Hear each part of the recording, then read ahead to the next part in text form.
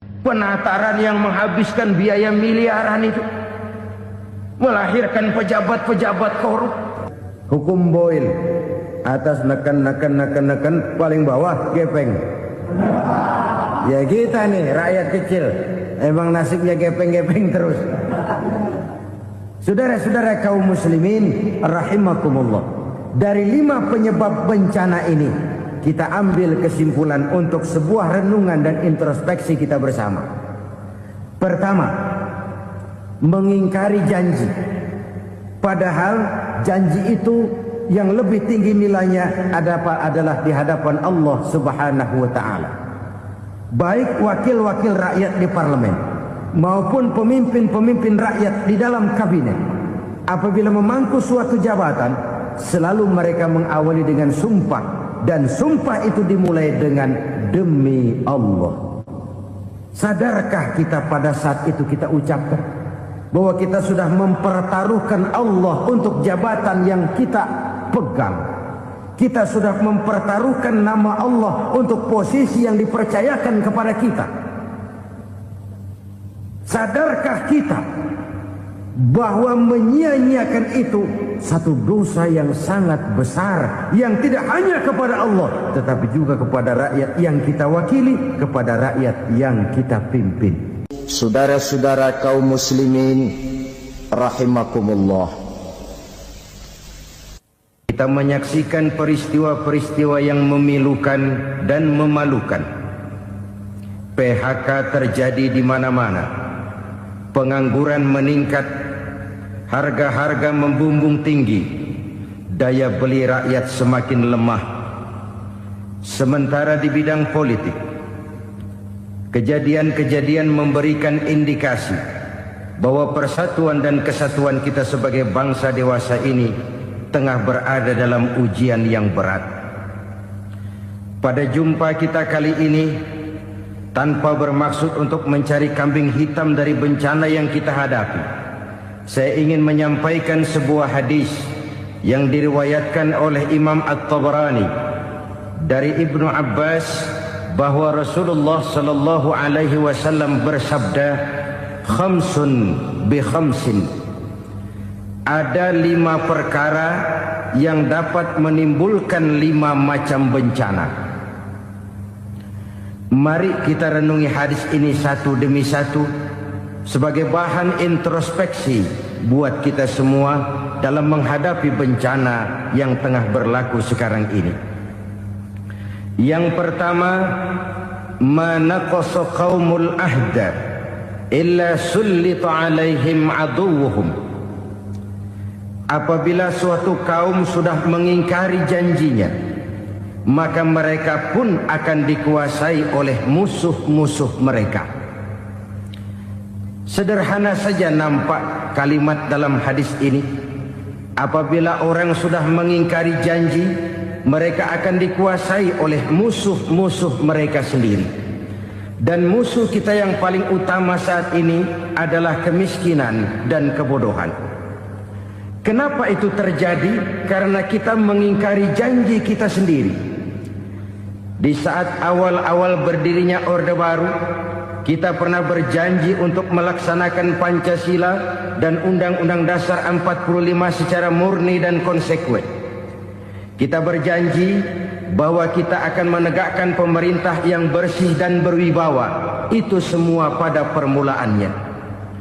Waktu demi waktu berjalan, kita lupa dengan janji yang kita ucapkan itu.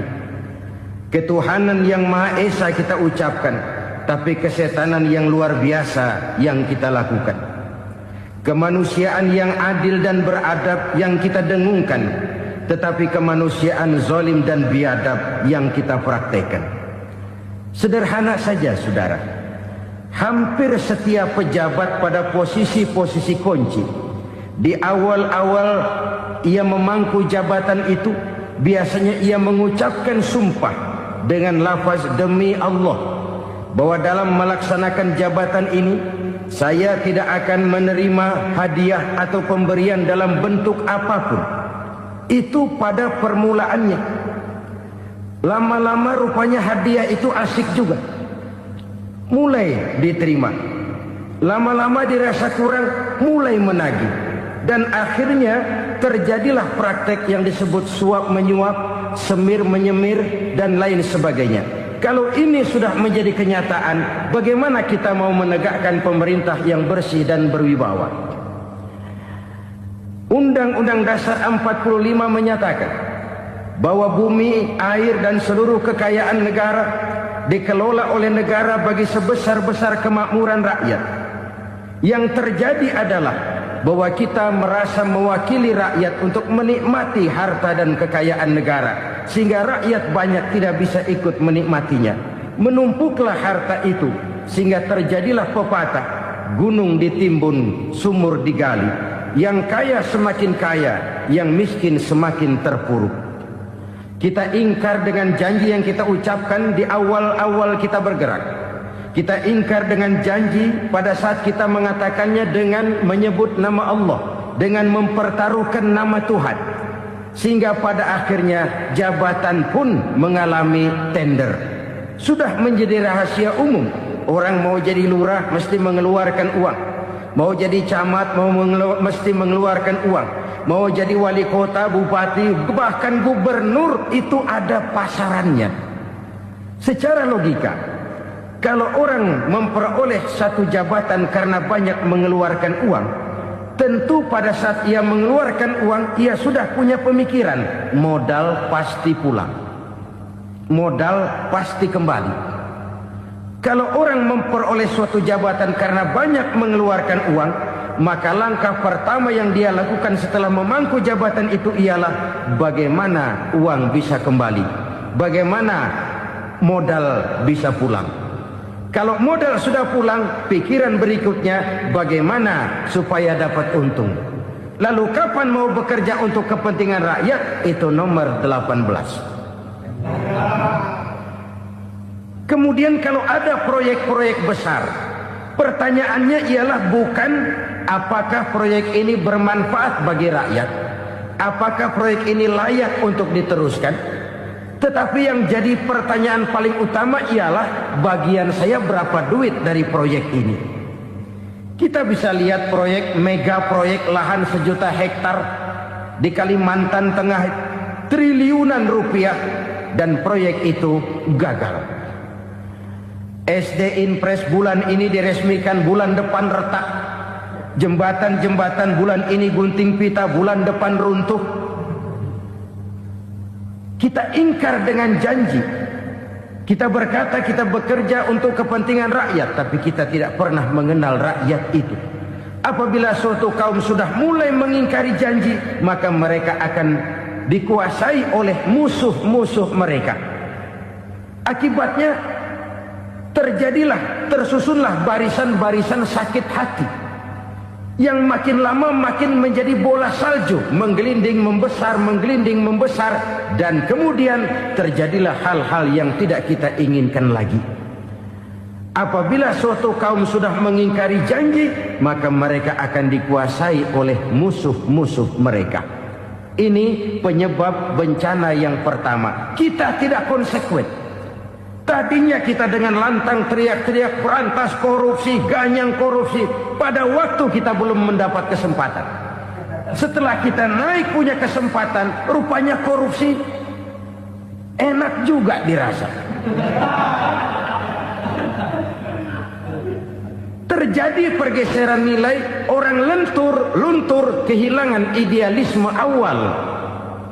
Lalu untuk menghibur-hibur diri, menutup-nutup kesalahan, kita gunakanlah pepatah bahwa tidak ada gading yang tak retak, bahwa kita harus mikul dur mendem jero. Itu semua cuma sebagai dalih agar kesalahan kita tidak dibicarakan orang lain. Padahal kita sendiri yang mengingkari janji. Kita yang keluar dari komitmen awal kita. Kita berjanji melaksanakan Pancasila dan Undang-Undang Dasar 45 dengan murni dan konsekuen. Kita berjanji untuk menegakkan pemerintah yang bersih dan berwibawa. Namun dalam kenyataannya itu tidak kita laksanakan dengan sebagaimana mestinya. Kita bergeser, kita mengalami proses degradasi, peluncuran nilai, dan akhirnya terbentuklah barisan-barisan sakit hati yang semakin lama semakin membesar itu. Kita harus introspeksi. Memang kalau zaman sedang susah, biasanya kambing hitam laris, tukang kompor gentayangan. Itu dari dulu selalu mencari kambing hitam. Karena itu kita tidak bicara orang, kita tidak bicara siapa yang salah, kita bicara sistem, dan sistem itu bisa mengena siapa saja. Kalau orang sudah mulai mengingkari janji, bergeser dari komitmen awal, itu sudah mulai ia mengalami proses peluncuran, proses degradasi. Ini penyebab yang pertama. Kita tidak lagi konsekuen bahwa bumi, air, sumber daya alam adalah milik negara, dikuasai oleh negara, digunakan bagi sebesar-besar kemakmuran rakyat. Ternyata rakyat yang makmur itu tidak merupakan gambaran yang menyeluruh dari rakyat kita. Undang-undang dasar kita menganut ekonomi kekeluargaan, tapi yang kita praktekkan adalah ekonomi keluarga. Kalau bukan keluarga nggak dapat proyek. Kalau bukan keluarga nggak dapat macam-macam. Kekeluargaan kita rubah menjadi keluarga. Timbullah penyakit nepotisme. Kita bergeser, kita ingkari janji, dan kita anggap kita atasnamakan rakyat. Rakyat cuma sekedar jadi address, rakyat cuma sekedar jadi alamat, tetapi kehidupan mereka tidak banyak berubah dan tidak banyak terangkat. Kaum muslimin rahimakumullah, ini penyakit yang pertama, penyebab bencana yang pertama. Yang kedua, kata Nabi, wa ma hakamu bighairi ma anzalallah. Apabila hukum yang diterapkan sudah tidak lagi bersumber dari hukum Allah, illa fasya fihimul faqru, maka akan bertebaranlah kemiskinan di mana-mana. Ini artinya apa? Apabila hukum tinggal sebuah stempel, apabila hukum sudah diatur menurut kepentingan, apabila hukum sudah tidak lagi ditegakkan secara adil, maka kemiskinan merambah di mana-mana. Hukum diatur menurut selera orang yang sedang berkuasa, maka yang benar bisa jadi salah, yang salah bisa jadi benar. Hukum dalam kenyataan hidup berlaku seperti pisau. Pisau itu kan saudara lihat, yang namanya pisau dimanapun itu tajamnya ke bawah, ke atas tumpul. Kalau hukum itu, kalau untuk rakyat, hukum itu tajam bukan main, cepat sekali dilaksanakan. Tapi giliran menengah ke atas, yang gedean dikit berbuat salah, hukum tumpul. Hukum pura-pura tidak dengar. Akibatnya terluka rasa keadilan rakyat. Satu kasus rakyat diam, dua kasus rakyat diam, tiga kasus rakyat diam, kasus terakumulasi di hati rakyat. Luka rasa keadilan, dan itu menjadi sumber bencana. Penjarahan, kita tidak setuju itu, tapi kita harus melihat kausalnya. Itu kan tidak berdiri sendiri. Itu kan karena terlukanya rasa keadilan rakyat, melihat kesempatan ini tidak merata. Kalau rakyat ini yang ngajukan kredit ke bank, walaupun jumlahnya cuma jutaan, ratusan ribu, susahnya 17 setan. Tapi ada orang-orang tertentu yang agunannya palsu, jaminannya palsu, bawa kata belece, bukan cuma miliaran, triliunan kredit bisa keluar. Terluka rasa keadilan, hilangnya kesempatan. Rakyat cuma dapat kesempitan, jarang dapat kesempatan. Dari lukanya rasa keadilan ini, memang ya entah lipstik, entah basa-basi, dibentuklah tim ini, dibentuklah badan pengawas ini, dibentuklah tim ini. Kalau membentur tahu, hancur tahu. Tapi kalau tim yang dibentuk membentur karang, bukan karangnya yang hancur biasanya, timnya yang bubar. Kenapa? Yang dibentur batu karang yang sangat keras. Kita main-main dengan hukum. Kita tidak konsekuen dengan hukum. Luka rasa keadilan dan itu terakumulasi. Edi Tamsil, rakyat tahu, terakumulasi. Menguap begitu saja. Kasus-kasus lain rakyat tahu, menguap begitu saja. Ketidakadilan terakumulasi, mengendap di hati rakyat, menunggu ledakan. Pada saat sumbu meledak, rakyat tidak bisa dibendung lagi. Oke, kita tidak setuju dengan penjarahan, tapi jangan melihat itu sebagai peristiwa yang berdiri sendiri. Kenapa itu terjadi? Kausalnya kenapa? Oke, kita tidak setuju memang, tapi yang dijarah oleh rakyat kan memang cuma untuk perut. Yang dijarahkan beras, yang dijarahkan televisi, yang dijarahkan kulkas yang masih bisa dihitung, yang memang real untuk kebutuhan rakyat. Penjara berdasi kepala botak yang menguras uang rakyat habis-habisan, enak saja melenggang dalam kehidupan ini. Makin terluka rasa keadilan rakyat. Apabila hukum yang diterapkan sudah menyimpang dari keadilan yang diajarkan Allah, fasyafihimul fakru, bertebaranlah kemiskinan. Aneh, memalukan, memilukan. Sebuah negara agraris yang katanya pulaunya hijau royo-royo, gemari palau jenawi toto tentem kertora harjo, yang tahun 93 pernah mendapat penghargaan dari FAO, Badan Pangan Sedunia, sebagai negara yang berhasil dalam swasembada pangan. Sekarang ini kita terpaksa betul beli beras dari Vietnam, beli beras ke Kamboja, beli kedelai dari Kamboja. Kenapa? Lahan sawah kita habis ditanami pabrik. Teknologi kita, teknologi loncatan yang non-applied, tidak terpakai oleh kita. Lantas lahan yang tidak bisa kita tanami, kita paksakan lahan-lahan gambut menjadi tanah pertanian yang subur dengan biaya triliunan, dan kita gagal. Kita cari jarum dan kapak hilang. Kita mau jadi negara industri dengan loncatan teknologi yang maju, kita lupakan pola pijak kita sebagai negara agraris, dan akhirnya kita kecolongan. Lihatlah dewasa ini. Rakyat kita antri sembako di mana-mana. Di sebuah negara agraris. Ketidakadilan melahirkan kemiskinan. Kemiskinan moral dan kemiskinan material. Kemiskinan moral, rakyat nggak percaya lagi sama pejabat.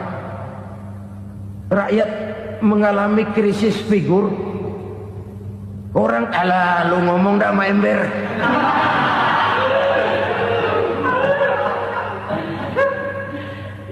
Penataran yang menghabiskan biaya miliaran itu melahirkan pejabat-pejabat korup. Pengawasan yang menghabiskan biaya miliaran itu ternyata impoten, mandul. Kemiskinan moral. Jujur saya berkata, saudara-saudara, setelah pintu reformasi dibuka, itu yang masuk memang macam-macam. Ada yang memang punya tujuan murni, konsekuen dan punya konsep. Ada yang nunggu di tikungan, begitu mobil lewat nyamber pintu, berangkat ikut reformasi.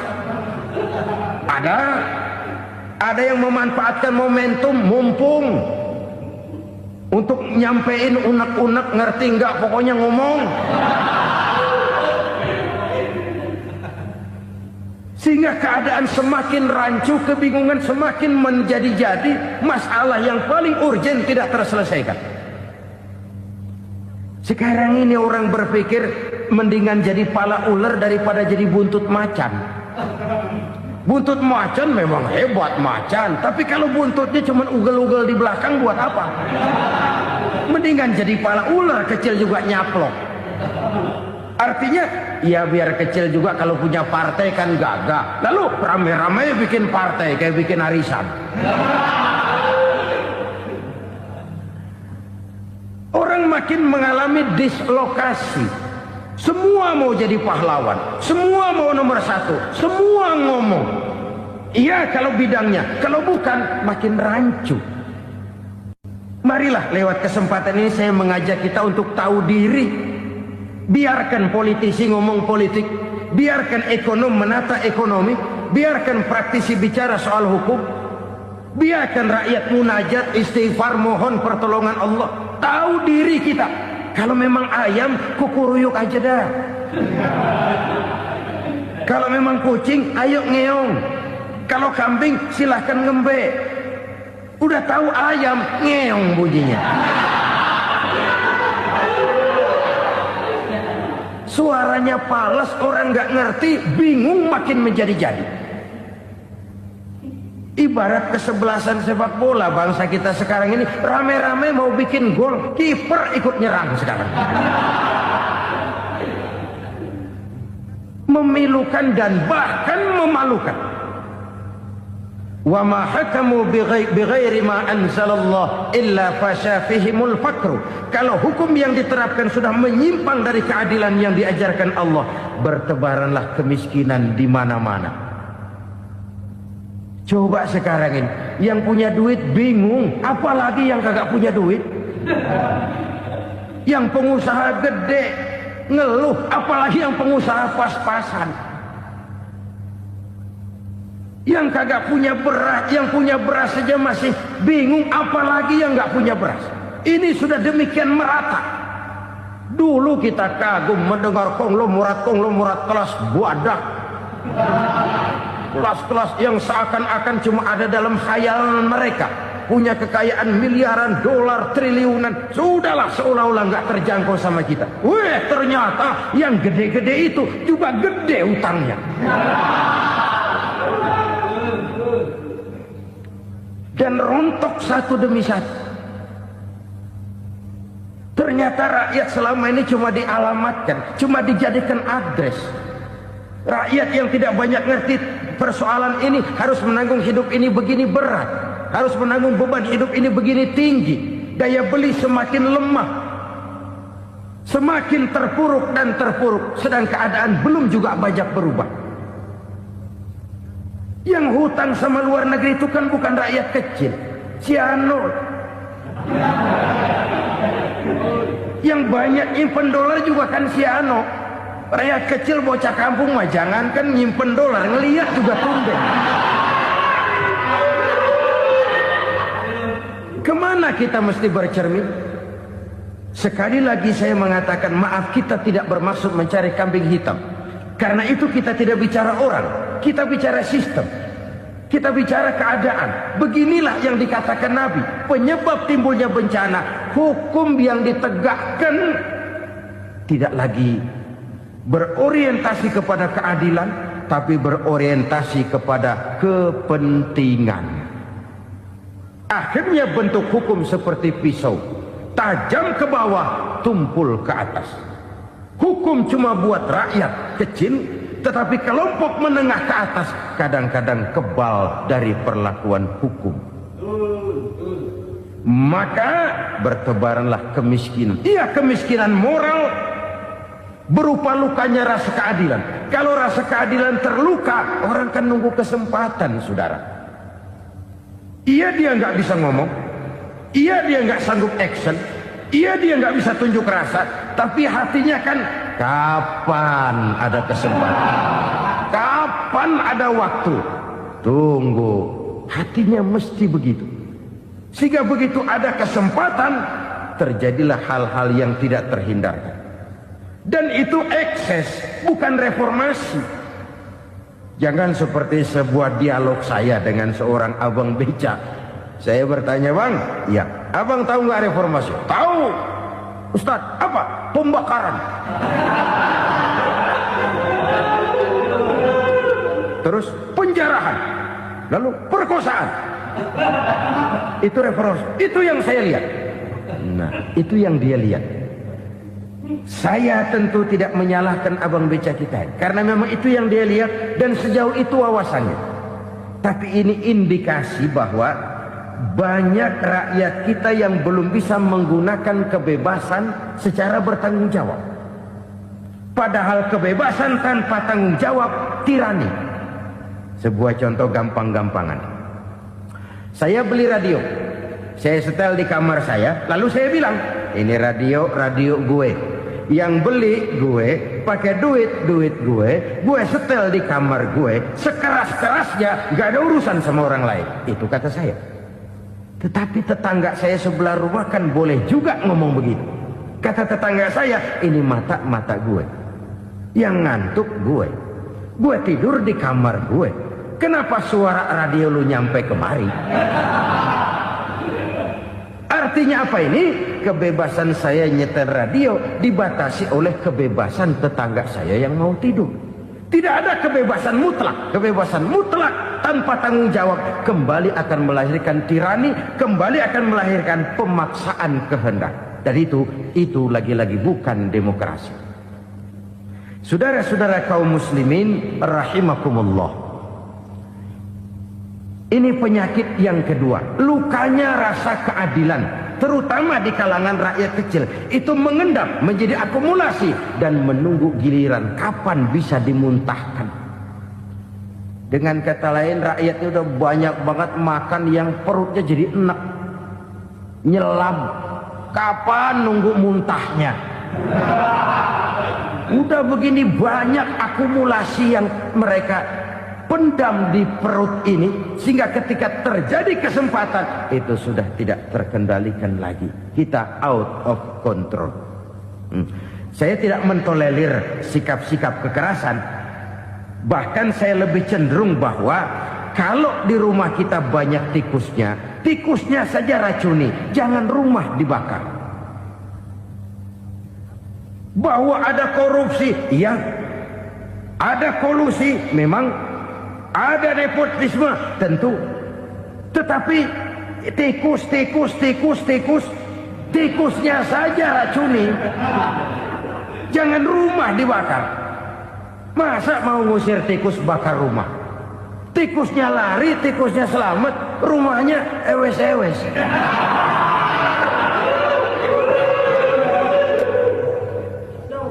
Tikus selamat, rumah nggak punya, masalah nggak terselesaikan dengan sebagaimana yang kita harapkan.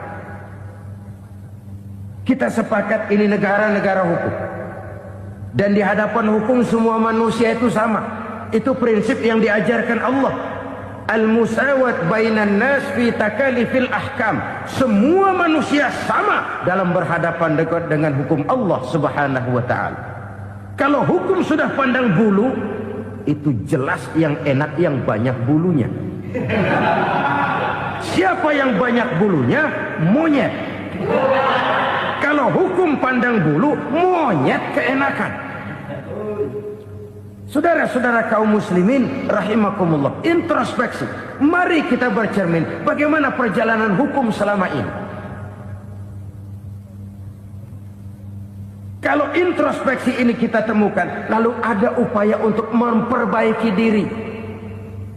Jangan menggunakan tak ada gading yang tak retak, mikul duwur mendem jero untuk menutupi kesalahan orang. Padahal kesalahan itu sedemikian besar. Padahal rakyat kita tiap hari antri sembako.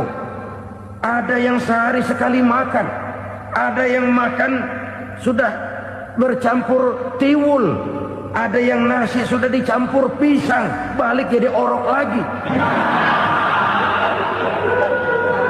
Macam-macam upaya rakyat untuk menangsal perut ini. Lalu rakyat ditenang-tenangkan, lebih baik puasa Senin Kemis sambil menghadapi krisis ekonomi. Kenapa rakyat yang disuruh puasa? Kenapa bukan pejabatnya yang puasa lebih dulu untuk kemakmuran rakyat? Kalau rakyat yang memang perutnya udah gepeng disuruh puasa, makin krempeng perutnya.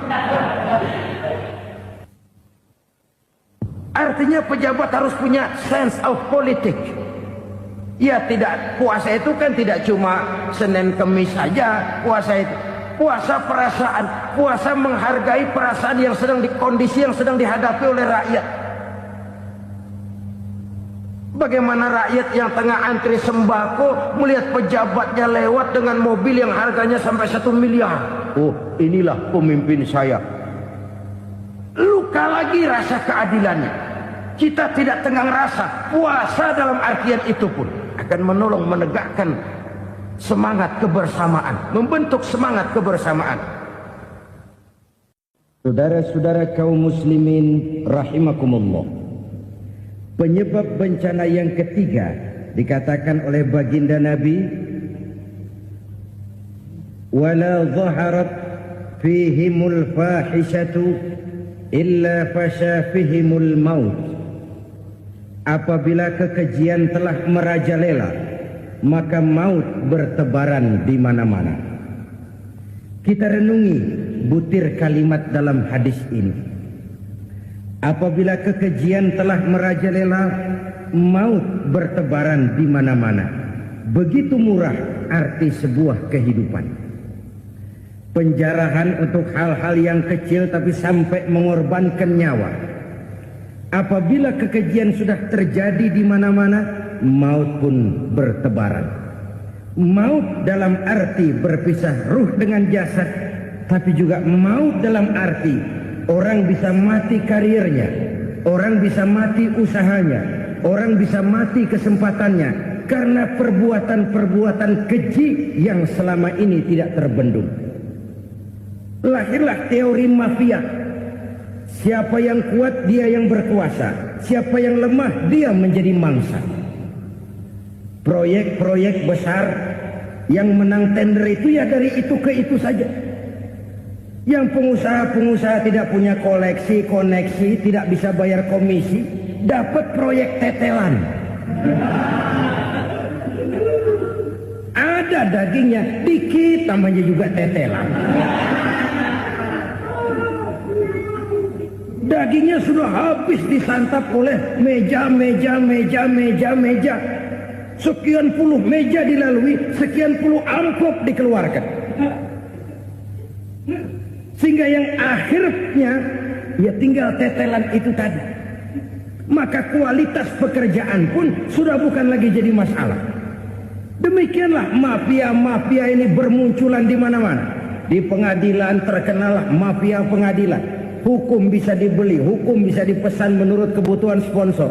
Mafia peradilan, mafia politik, mafia ekonomi, bahkan mafia agama yang menggunakan agama sebagai kedok, menggunakan agama sebagai dalih, menggunakan agama sebagai topeng untuk melancarkan maksud-maksud politiknya pun tidak tertutup kemungkinan.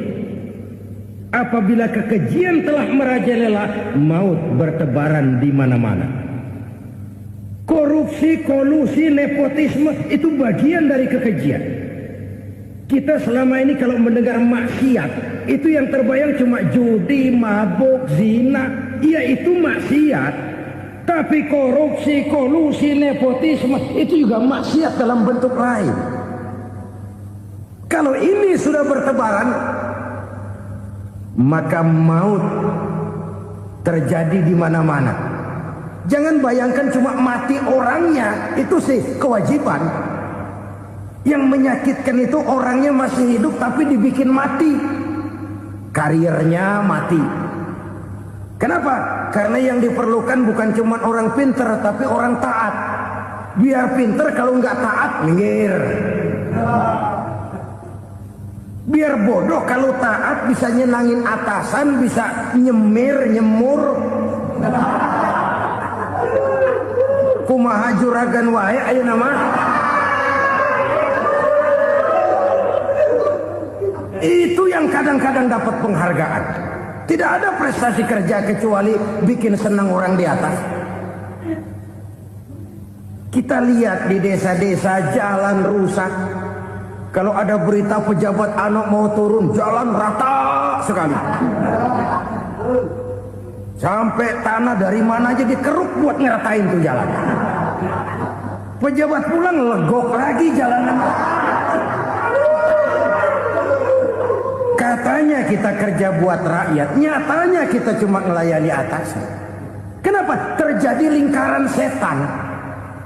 Seperti kata lagu Dul Sumbang itu.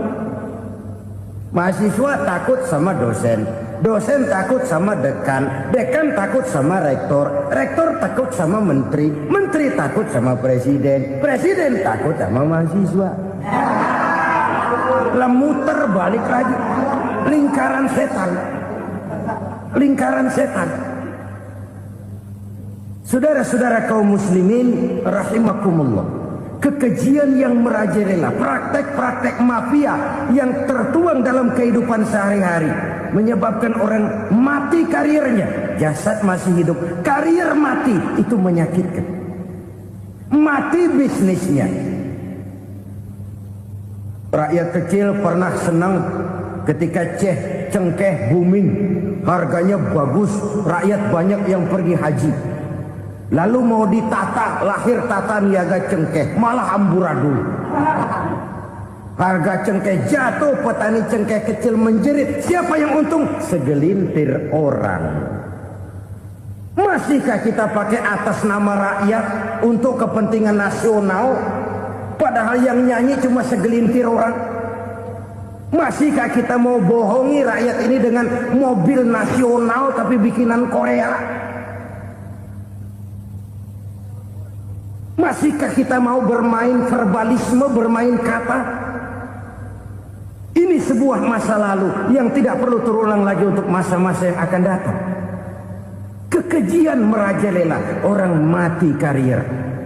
Bisa mati usaha, mati bisnis. Usahanya maju, dirangkul, hancur.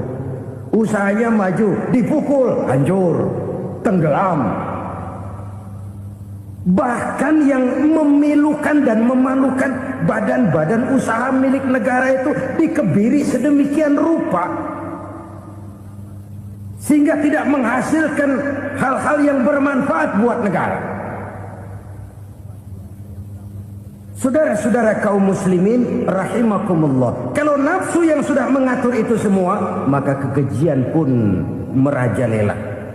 Orang sudah pakai teori mafia, yang kuat dia yang menang, yang kuat dia yang berkuasa, yang lemah silakan minggir di sudut-sudut kehidupan.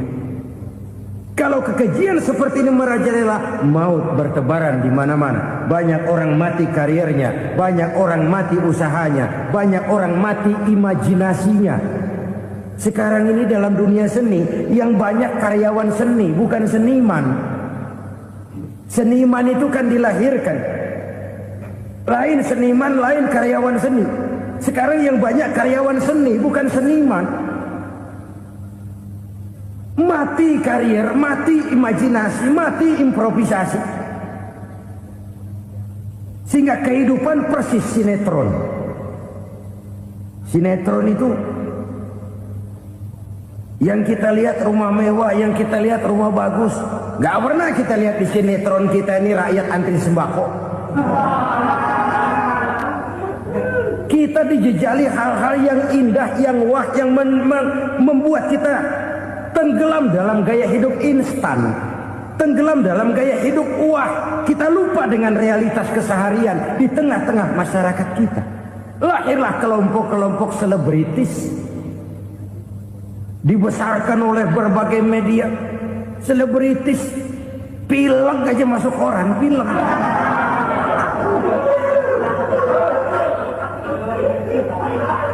Rakyat yang pingsan antri beras nggak masuk koran.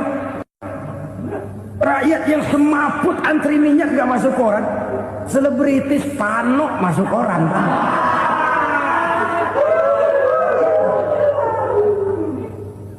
Kita besarkan hal-hal kecil, kita kecilkan hal-hal besar. Karena apa? Kita mengejar oplah. Kita profit oriented, tidak lagi berorientasi kepada realitas hidup yang kita hadapi ini. Kalau kekejian sudah merajalela, kata Nabi, maka maut bertebaran di mana-mana. Maut dalam artian maut, coba lihat sekarang begitu murah nyawa. Karena 1000 perak orang mau nusuk bunuh. Karena beras seliter orang khilaf, begitu murah kehidupan. Tapi kekejian dalam bentuk korupsi, kolusi, nepotisme, kekejian dalam bentuk itu mematikan karir, mematikan bisnis, mematikan imajinasi, mematikan kreativitas. Itu juga maut dalam bentuk lain akibat kekejaman lain. Ini penyebab yang ketiga. Yang keempat, penyebab bencana menurut baginda Rasul, wala tuffiful mikyala illa muni'un nabat. Apabila timbangan sudah dicurangi, maka tercegahlah tumbuh-tumbuhan. Apabila timbangan sudah mulai curang, maka terjadilah musim paceklik. Apabila bisnis sudah bergaya mafia tadi itu, kecurangan-kecurangan terjadi, tender di balik pintu, yang dimenangkan cuma kelompok-kelompok yang bisa memberikan presentasi yang besar, muni'un nabat, terjadilah paceklik. Paceklik, panen gagal, wereng ya wereng, kemarau panjang, it's okay, air sulit, iya, tetapi kan semua itu ada yang ngatur. Kemarau ada yang ngatur, belalang itu ada yang ngatur, air itu juga ada yang ngatur. Yang ngatur itu yang serba maha. Kalau ia murka melihat kecurangan timbangan, Allah itu kalau murka kan gampang saja, tinggal komandoin balang, lang, hancurin tuh sawah. Konvoy belalang, konvoy. Allah tinggal ngutik angin El Nino, mampir lo ke Indonesia. Hujan nggak turun-turun, kemarau panjang. Jadi kalau musim kemarau kan namanya anginnya El Nino.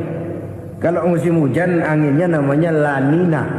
Cakep namanya, kejem orangnya.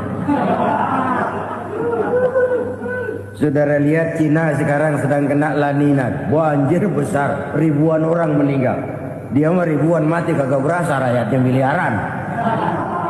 Bangladesh lagi ngalami La Nina, India lagi ngalami La Nina. Angin, hujan, kemarau, belalang, itu kan ada yang ngendaliin. Kuncinya bukan di belalangnya, kuncinya bukan di peredaran matahari berputar, kuncinya di atas yang mengatur semua itu. Kalau timbangan sudah mulai curang, pengusaha sudah nggak mau jujur, apa nggak bikin perut jadi mual? Begitu rakyat antri sembako pingsan nggak dapat beras, sementara beras ditumpuk-tumpuk sampai membusuk. Kemana hati nuraninya? Kemana akal pikirannya? Kemana mereka yang berbuat atas nama rakyat tapi melihat rakyat susah tidak tergerak hatinya? Apabila timbangan sudah mulai dicurangi, bisnis sudah mulai melenceng, maka terjadilah paceklik. Sebuah negara yang berhasil dalam swasembada pangan, lalu sekarang menjadi negara yang rakyatnya antri untuk memperoleh kebutuhan pangan.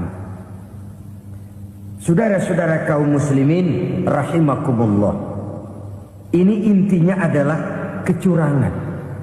Kalau kecurangan sudah terjadi di mana-mana, dan ini milik siapa saja, bukan soal tempat, bukan soal jabatan, soal manusianya, SDM-nya. Kecurangan tidak cuma terjadi di kantor, di masjid bisa terjadi kecurangan. Korupsi tidak hanya bisa terjadi di kantor, di madrasah bisa ada korupsi. Faktor manusianya, ini soal SDM. Kecurangan yang besar tentu besar lagi kerugiannya. Kecurangan yang kecil, kecurangan sehari-hari, pedagang-pedagang kecil ngurangi timbangan, barang yang buruk dikatakan baik, yang baik dikatakan buruk, itu merugikan perorangan. Kecurangan yang besar merugikan bangsa dalam bentuk total, dalam bentuk seutuhnya. Nah, kecurangan-kecurangan seperti ini rakyat kan lihat, rakyat kan tahu, dan itu kembali terakumulasi di sini, pegel. Dan jangan lupa, rakyat yang nggak ngomong itu, rakyat yang nggak bersuara itu, batinnya menjerit, jeritannya menggoncang aras, dan itu didengar Allah. Yadullah fauqal jamaah, kata Nabi. Tangan Tuhan di atas orang banyak. Jeritan hati rakyat menggoncang aras. Rakyat yang terlalu banyak dizolimi, rakyat yang terlalu banyak dirugikan, Ya rakyat yang terlalu banyak di atas namakan, menjerit batinnya, menggoncang aras, dan Allah bisa menggerakkan apa saja untuk membuat satu situasi. Allah bisa menggerakkan apa saja untuk membuat satu situasi. Saudara-saudara kaum muslimin rahimakumullah, ini faktor yang ketiga, timbulnya kecurangan. Faktor yang keempat maksud saya. Yang kelima, penyebab timbulnya bencana menurut baginda Nabi, wala muni'uz zakat wala muni'uz zakat illa hubbisa anhumul qatr. Apabila zakat enggan dibayar, maka tercegahlah qatrun. Qatrun ini kalau bahasa kita sembako. Maka tercegahlah kebutuhan-kebutuhan yang kita perlukan. Ini, kita tidak meragukan bahwa yang kita tuju adalah masyarakat yang adil dalam kemakmuran dan makmur dalam keadilan. Nah, antara kemakmuran dan keadilan ini memang sering tidak bisa berjalan seiring. Pada saat kemakmuran kita kejar, ekonomi kita pacu, ada nilai-nilai keadilan yang tertinggal. Pada saat nilai keadilan kita tegakkan benar-benar, ada unsur-unsur kemakmuran yang terabaikan. Oke, kita bisa mengatakan kasus. Oke, kita bisa mengatakan itu sebagian kecil. Tapi kalau sebagian kecil, lama-lama kan jadi sebagian besar. Oke, kita mengejar kemakmuran. Pertanyaannya, kemakmuran untuk siapa? Oke, kita berikan kelompok tertentu kue yang besar dengan harapan nanti dia bagiin kuenya kepada yang kecil-kecil. Tapi kenyataan, mereka yang dapat kue besar akhirnya malah lupa diri dan lupa daratan. Mau makin besar, malah memeras yang kecil-kecil ini. Sekarang kan yang kecil modali yang besar. Ramai-ramai buka bank, ternyata kamuflase. Uang banknya untuk kredit perusahaannya sendiri. Nasabahnya rakyat kecil. Artinya apa? Rakyat kecil disuruh modalin orang yang udah gede. Ini kan sumber geledek urusan.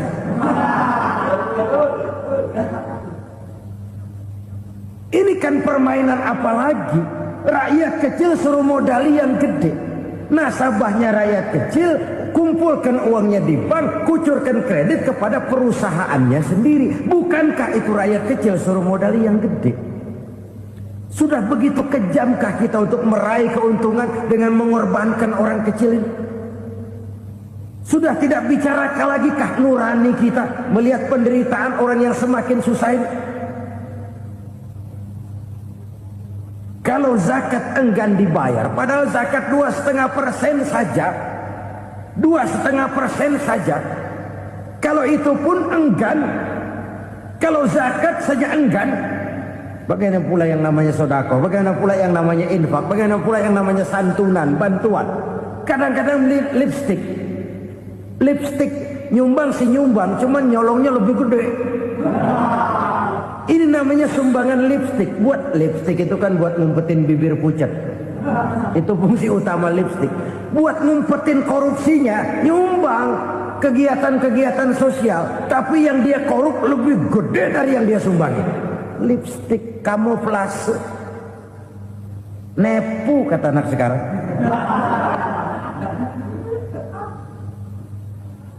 Saudara-saudara kaum muslimin rahimakumullah, demikian berat kewajiban zakat ini sampai di zaman Sayyidina Abu Bakar pernah keluar komando perangi orang yang enggan membayar zakat. Perangi, karena fungsi zakat adalah menjembatani antara si kaya dengan si miskin.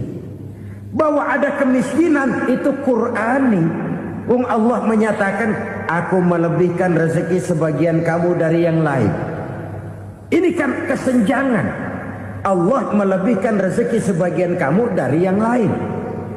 Ada itu. Tetapi itu berjalan secara nature.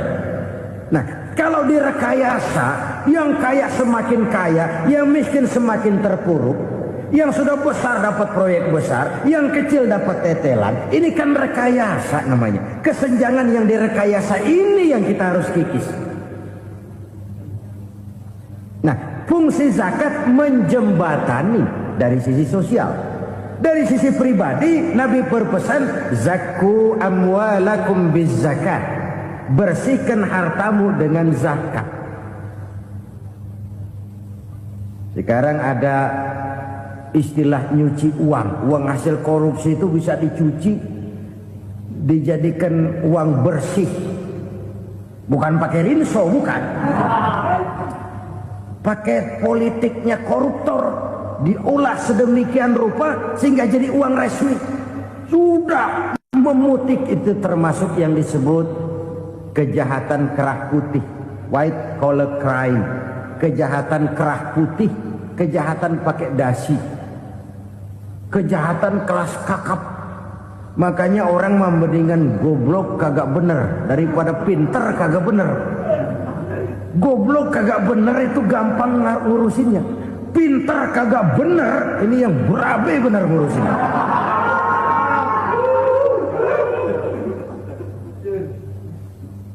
Kita bukan cuma perlu orang pinter kok di zaman sekarang. Kita perlu orang-orang benar, yang punya komitmen, yang sesuai kata dan perbuatan, yang bisa merasakan apa yang dirasakan oleh rakyat, yang punya sense of politik yang tinggi, yang peka, yang penuh keterbukaan, yang punya wawasan dan pandangan jauh ke depan. Dari sisi pribadi, zakat itu membersihkan harta kita. Ya, dia tercampur dengan yang subuhat, dia bahkan mungkin tercampur dengan sedikit-sedikit yang haram. Itu zakku amwalakum biz zakat. Bersihkan hartamu dengan zakat itu.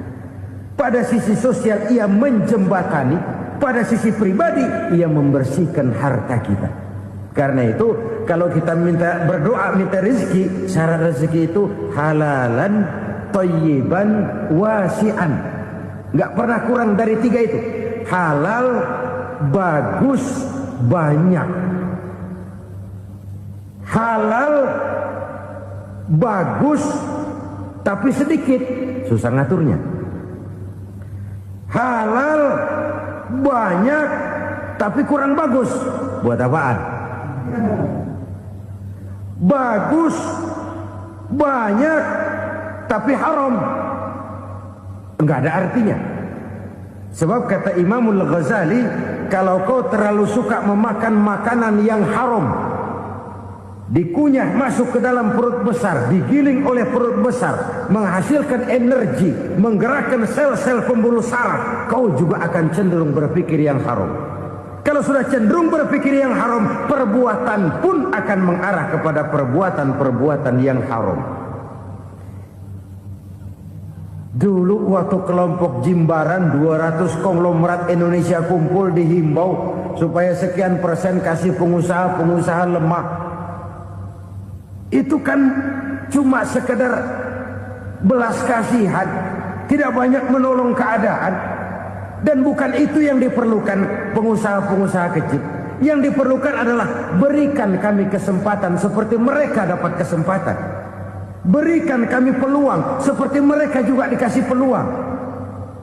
Kalau cuma dikasih 100 juta, 200 juta hari ini, usaha kami nggak ada prospeknya, peluang kagak ada, kan sama juga bohong. Diceburin ke kali, disuruh berenang, tangan diikat, mendingan mampusin ketahuan. Ayo berenang, berlomba, tangan diikat, kaki diikat. Sama saja nyuruh mati. Jadi jangan kasih ikannya, kasih kailnya. Yang diperlukan pengusaha kecil menengah ke bawah itu bukan cuma sekedar belas kasih dari konglomerat-konglomerat besar. Berikan kami peluang seperti mereka juga dapat peluang. Berikan kami kesempatan seperti mereka dapat kesempatan. Berikan kami kredit dengan kemudahan seperti mereka juga kalau minta kredit begitu mudahnya. Menciptakan peluang dan kesempatan, pemerataan. Bukan menciptakan manusia Indonesia dengan standar ekonomi yang sama, semua rumahnya harus sama, semua punya mobil. Itu sih kebersamaan bebek. Bebek, coba lihat bebek, satu ngalor semua, satu ngidul semua. Kebersamaan bukan itu. Kebersamaan adalah menciptakan peluang. Kalau yang kaya bisa semakin kaya, kenapa yang miskin tidak bisa ikut naik jadi sedikit kaya? Kalau pengusaha yang sudah kuat bisa bertambah menjadi kuat dengan proyek mega proyek, kenapa yang menengah tidak bisa ikut menjadi kuat?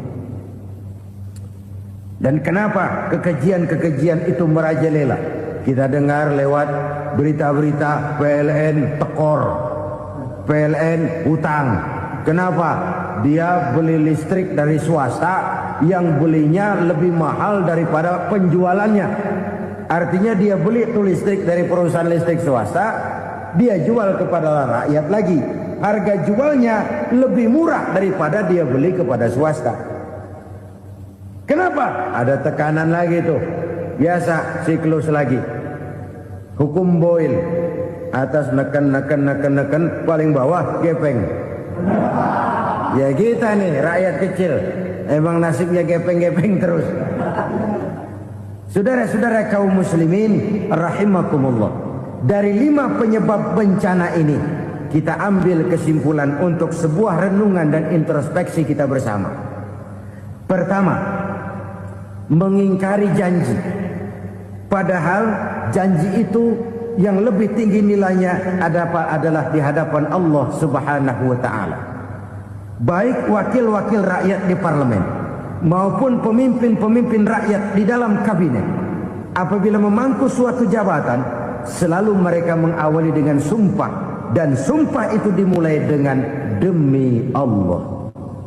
Sadarkah kita pada saat itu kita ucapkan bahwa kita sudah mempertaruhkan Allah untuk jabatan yang kita pegang? Kita sudah mempertaruhkan nama Allah untuk posisi yang dipercayakan kepada kita. Sadarkah kita bahwa menyia-nyiakan itu satu dosa yang sangat besar, yang tidak hanya kepada Allah tetapi juga kepada rakyat yang kita wakili, kepada rakyat yang kita pimpin. Saudara-saudara kaum muslimin rahimakumullah, kita menyaksikan peristiwa-peristiwa yang memilukan dan memalukan.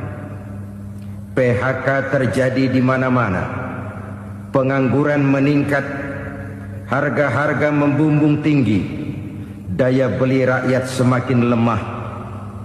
Sementara di bidang politik, kejadian-kejadian memberikan indikasi bahwa persatuan dan kesatuan kita sebagai bangsa dewasa ini tengah berada dalam ujian yang berat. Pada jumpa kita kali ini, tanpa bermaksud untuk mencari kambing hitam dari bencana yang kita hadapi, saya ingin menyampaikan sebuah hadis yang diriwayatkan oleh Imam At-Tabarani dari Ibnu Abbas, bahwa Rasulullah sallallahu alaihi wasallam bersabda, khamsun bi khamsin, ada 5 perkara yang dapat menimbulkan 5 macam bencana.